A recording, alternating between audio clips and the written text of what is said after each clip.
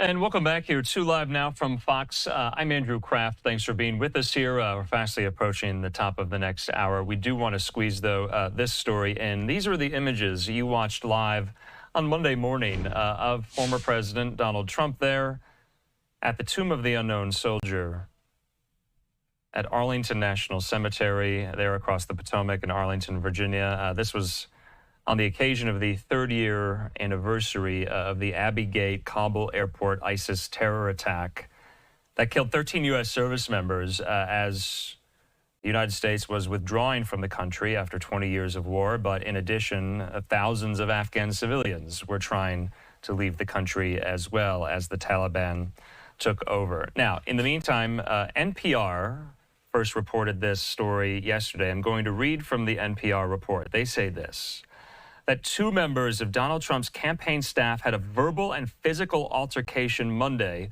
with an official at Arlington National Cemetery, where the former president participated in a wreath-laying ceremony. A source with knowledge of the incident said the cemetery official tried to prevent Trump staffers from filming and photographing in a section where recent U.S. casualties are buried. The source said Arlington officials had made clear that only cemetery staff members would be authorized to take photographs or film in the area known as Section 60. Now, when the cemetery official tried to prevent Trump campaign staff from entering Section 60, campaign staff verbally abused and pushed the official aside. That's according to the source to NPR. Now, here at Live Now, we've gotten a statement in from Arlington National Cemetery. I want to put it up on the screen for you. This is their response. They say this: federal law prohibits political campaign or election-related activities within Army National Military cemeteries to include photographers, content creators, or any other persons attending for purposes or in direct support of a partisan political candidate's campaign. Arlington National Cemetery reinforced and widely shared this law and its prohibitions with all participants. We can confirm there was an incident and a report was filed.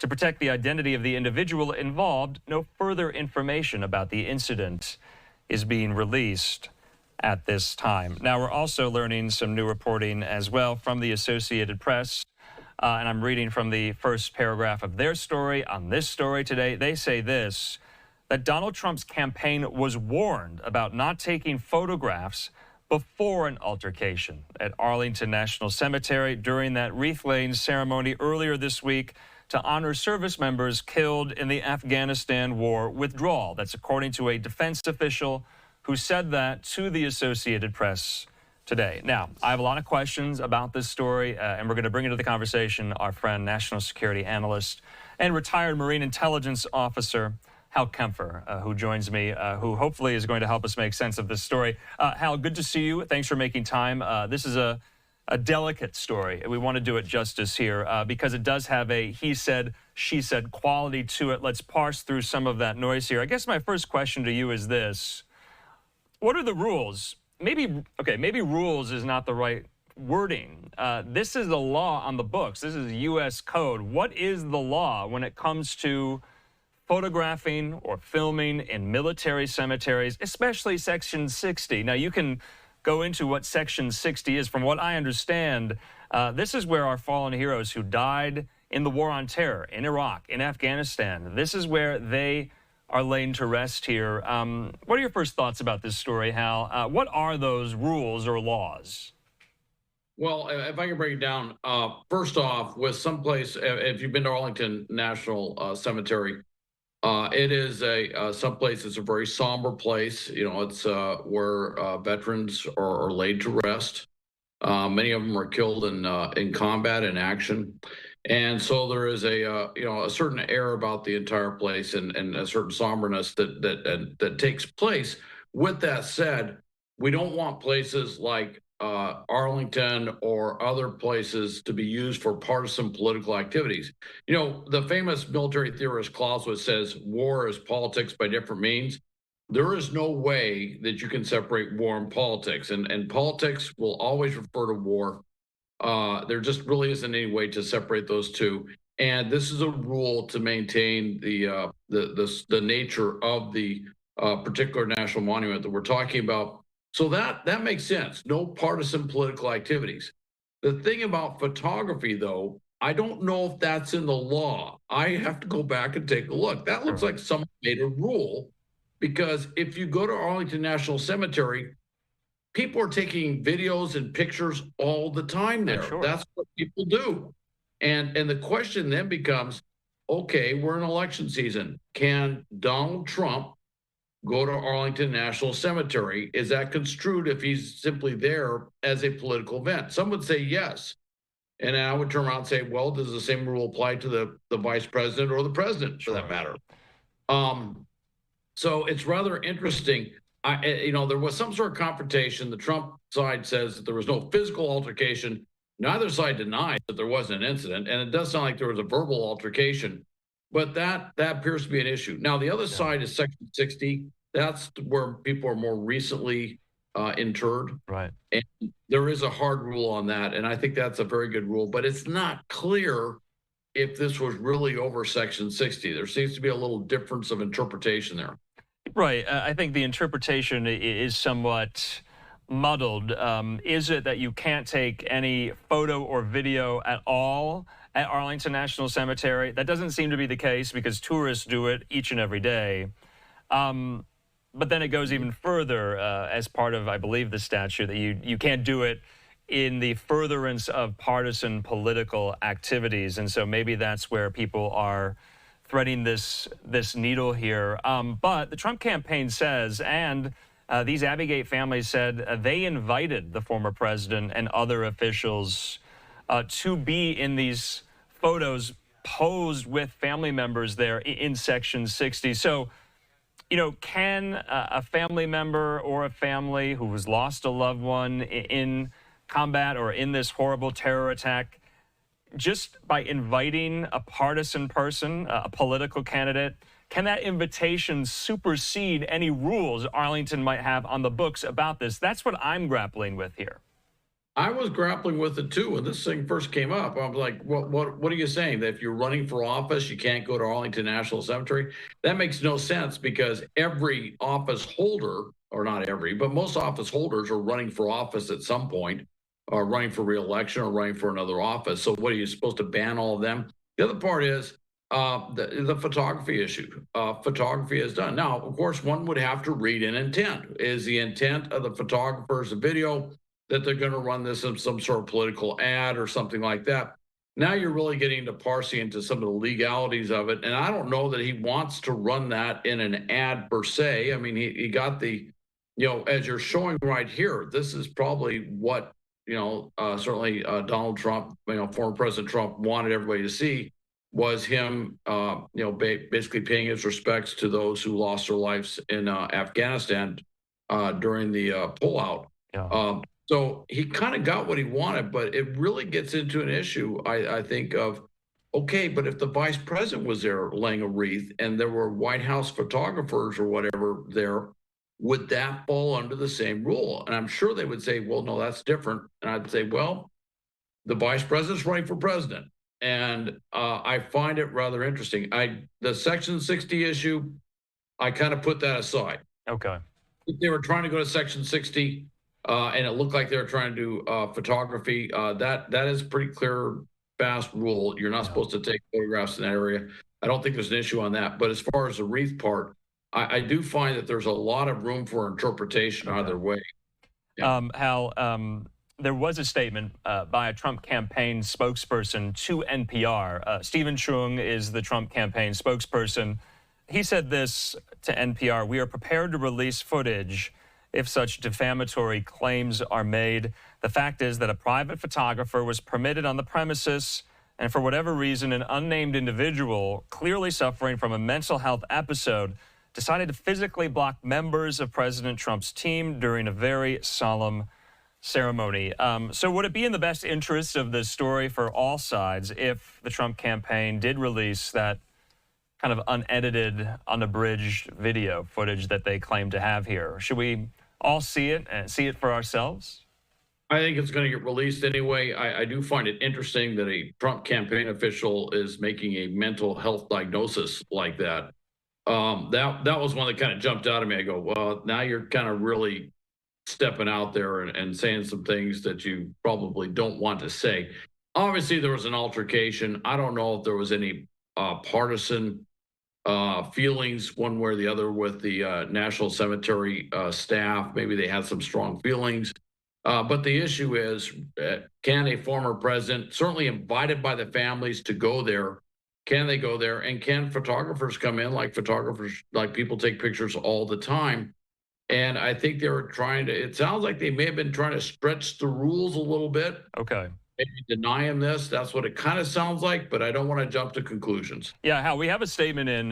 Representative Mike Waltz, the congressman from Florida, the Republican there, he posted this on social media today. This is a signed post or letter with some of the survivors of the Abbey Gate attack who were also on hand for this that day on Monday.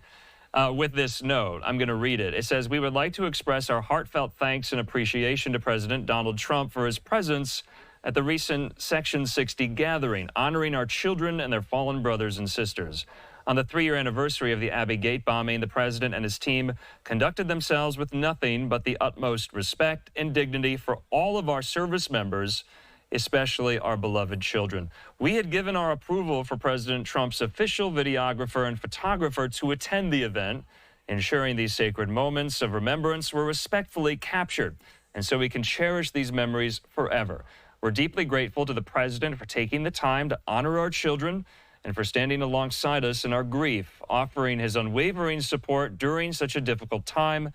His compassion and respect meant more than words can express." So that was the statement from some of these individuals who are on hand for this, Hal. But Arlington National Cemetery is saying and confirming that there was an incident, and also, though, that a quote-unquote report was filed. Now, I'm not entirely sure if that's an internal report amongst cemetery officials or whether or not that's a police report. Now, if it's a police report, someone is eventually going to see that, and very, very soon, are they not?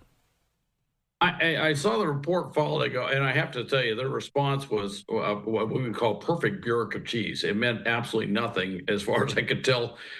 They are a federal land. They are federal land. It's a federal jurisdiction. There would not be local law enforcement report being filed. There could be report with federal law enforcement on site. They may have an internal report that they filed. It could be a mere pro forma thing that they have to do when there's any incident. So it may have very little legal standing in that regard, other than to document or memorialize what actually took place. I see. But when they answer that with that, when the report's been filed and stuff, I go, wow, that is really not answering anything. So I got to tell you, I kind of stood back on that. And I go, I've been in government for a long time, and I know some terms you can use to kind of sidestep it. And I go, yeah, that's one of those terms. So there you go. So, all right, Hal, I guess there are more questions still than answers about this story. It's not even 24 hours old just yet, and we'll stay on top of it here on Live Now. Hal, thanks so much. We'll talk soon. Okay, thank you, Andrew. All right, in the meantime here, we do have just some posts on social media from members of Congress. Aaron Blake there at the Washington Post posted this statement from Democratic Congressman Jerry Connolly, who represents Virginia. Now, Connolly's office is calling for this report to be made public of what Hal Kempfer and I were just discussing. So Connolly says this, that I've joined families in grieving at Arlington Cemetery and spent my career ensuring those who served can be buried at our national cemetery. It's sad, but all too expected that Donald Trump would desecrate this hallowed ground and put campaign politics ahead of honoring our heroes. This is a man whose own military generals have disavowed, a man who has called heroes like John McCain suckers and losers, a man who has insulted Gold Star families. His behavior and that of his campaign is abhorrent and shameful. I urge Arlington Cemetery to publicly release all that transpired yesterday so the American people can ensure the ground in which our nation's heroes are buried is not being debased by a man who has no concept of service and sacrifice. We also got a statement in as well on social media from Republican Congressman Mike Waltz there from Florida, and he says this. Let's put that tweet up too. He's been tweeting extensively about this today. We have it there. This is what he said. I'm amazed at the outrage people have over Gold Star families allowing cameras to capture a beautiful ceremony commemorating their loved ones. He goes on to say outrage should be focused on those responsible for the Afghanistan withdrawal, the unnecessary deaths, abandoned allies, return of terrorism, and world chaos that came with it. Well, Senator J.D. Vance was asked about this repeatedly today on the campaign trail, first in Pennsylvania and secondly in Wisconsin today. This is how he responded to a question about this episode in Pennsylvania today. Let's watch.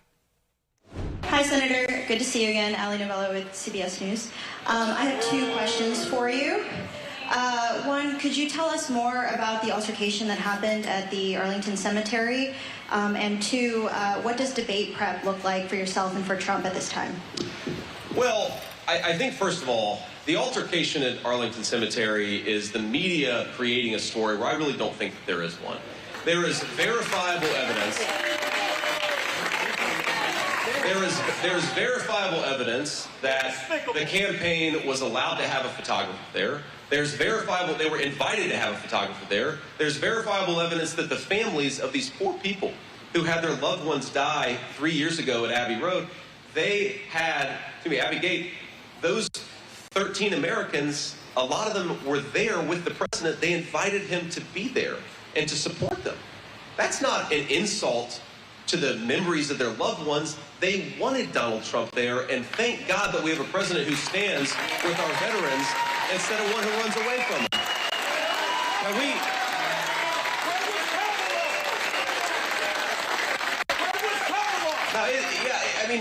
It is amazing to me that you have apparently somebody at Arlington Cemetery, some staff member, had a little disagreement with somebody, and the media has turned this into a national news story. You know what I think our veterans care a lot more about? That Kamala Harris's VP nominee lied about his military service. I think that our veterans care a lot more about that.